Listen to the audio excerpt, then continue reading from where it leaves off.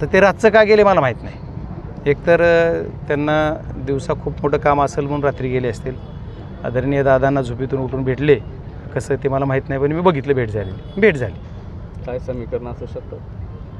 हो का, महाराष्ट्राच्या मुख्यमंत्र्यांना भेटायला मी जाऊ शकतो किंवा देशाच्या पंतप्रधानांना भेटायला. हो, आता जागायची एखाद्याला समजा जर रात्रीच भेट घ्यायची असली तर त्यांनी रात्री घेऊ शकतात. ते आता काय समीकरणाचे कसं सांगणार आपण त्या समीकरणावर. आता तो विषय एक तर तुम्ही ते भेट घेणारे जे दोघं जण आहेत त्या दोघांना विचारू शकता, मी कसं सांगू त्याच्या थर्ड म्हणून. 6,000 दिवशी घोंगडी बैठक होती, दुसऱ्या दिवशी परळीत घोंगडी बैठक होती आणि आदल्या रात्री ते भेटले.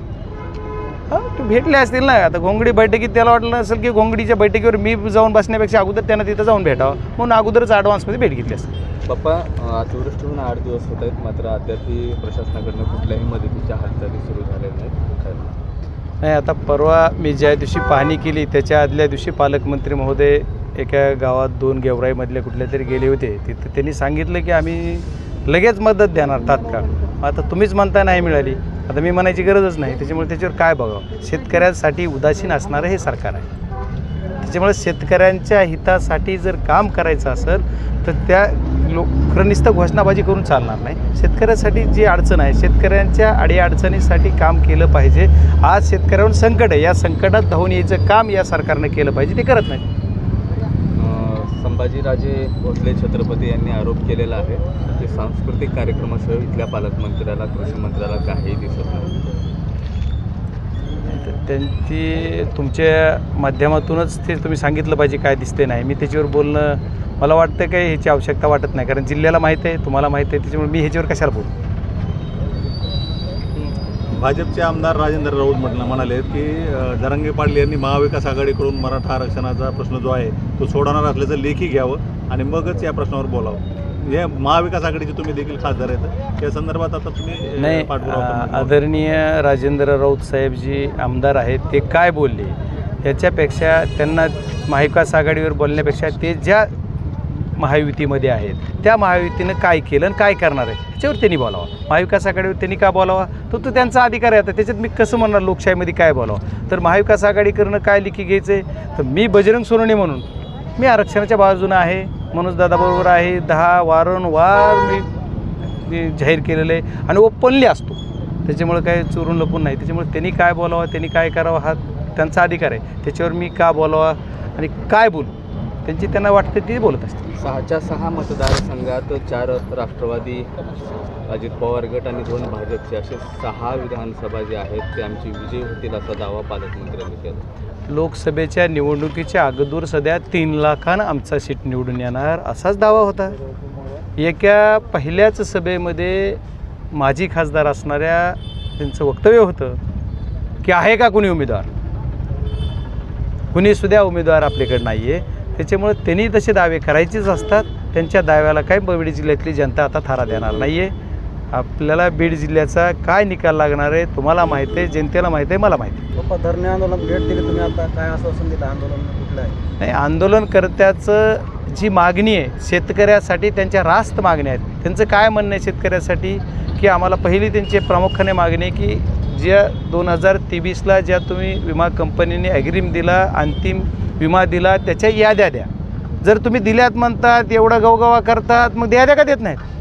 ह्याच्यावर कुणाचं प्रेशर आहे. सरकारनं दिल्यामध्ये विमा कंपनी का देत नाही. जर तुम्ही पैसे दिलेले आहेत तुम्ही सगळं केलं तर दिल्या पाहिजे. त्यांची मागणी रास्त आहे आणि शेतकऱ्यांना हिताच लॉ पॉईंटवर तुम्ही बघा कायद्यानुसार सुद्धा तुम्ही दिले तर देईल त्याच्या याद्या. आता लोकशाहीमध्ये कुठलंच काही नाही, ऑनलाईन हे सगळं म्हणतात. मग ऑनलाईन सगळं त्याच्या याद्या द्या. तर याद्या तुम्ही दिल्या पाहिजेत आणि याद्या त्यांनी त्यांची मागणी, त्या मागणीला माझा सुद्धा पाठिंबा आहे. पीक विमा कंपनीचे लोक फिरत आहेत, शेतकऱ्यांकडून 200 रुपयाची वसुली करत असल्याचा व्हिडिओ एक व्हायरल होतोय बीड जिल्ह्यात. हो, मी परवा ज्या दिवशी पीक पाहणी केली ज्या अतिवृष्टीची त्या दिवशीसुद्धा माझ्या निदर्शनास आलं.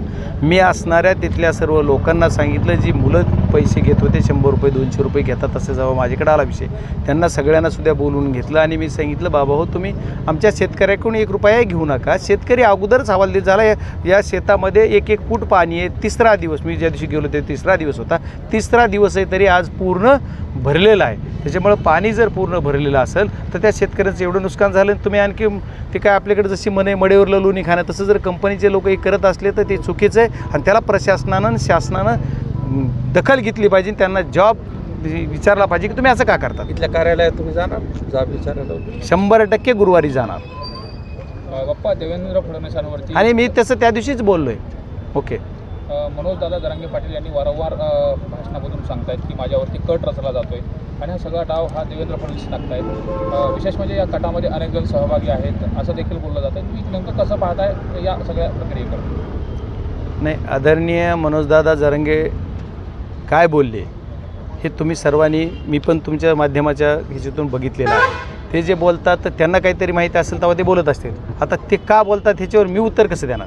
त्याच्यामुळे हे षडयंत्र आहे असं तुम्हाला वाटतंय? नाही, मला काय वाटतं बदनाम ह्याच्यापेक्षा त्यांना काय वाटतं ते बोलतात. त्याच्यामुळे तो त्यांचा विषय आहे. त्यांनी तीच बोलला पाहिजे. मी त्याच्यावर काय बोलतो. निवडणुकीमध्ये केवळ 6,000 मतांनी आमची तुम्ही इज्जत काढली असं मुस्लिम बांधवांना उद्देशून म्हणाले. त्याला जोडून म्हणजे जो निर्णय समजा मुस्लिम समाजाने घेतला किंवा ज्यांना पाठिंबा दिला, ज्यांना मतदान केलं, त्यांच्या निवडून येण्याने तुमच्या वागण्यात किंवा जीवनमानात काही बदल झाला का, असा देखील सवाल त्यांनी केला.